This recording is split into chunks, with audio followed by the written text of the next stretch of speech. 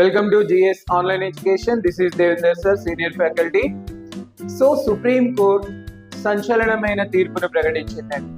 తమిళనాడు రాష్ట్ర ప్రభుత్వం వర్సెస్ కేంద్ర ప్రభుత్వం మధ్య నమోదైన ఈ వాచ్యంలో సుప్రీం కోర్ట్ గవర్నర్ అధికారాల పైన ఒక స్పష్టతనిచ్చింది.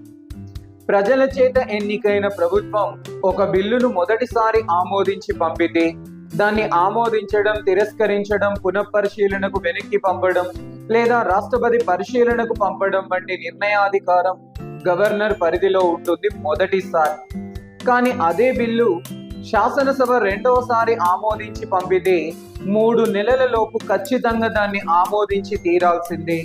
ఎందుకంటే గవర్నర్ ఏ రూపంలో ఎన్నిక కారు, కేంద్ర ప్రభుత్వం విచక్షణ మేరకు నియామకం పొందే వ్యక్తి. మరి ప్రజాస్వామ్యబద్ధంగా ఎన్నికైన ప్రభుత్వానికి ఆటంకం కల్పించడానికి వీలు కాదు అని ప్రకటించింది. సింపుల్ గా చెప్తే రెండవసారి ఆమోదించి పంపిన బిల్లుని గవర్నర్ 90 రోజుల్లోపు తప్పనిసరిగా ఆమోదించాలి అని చెప్పి ప్రకటించింది.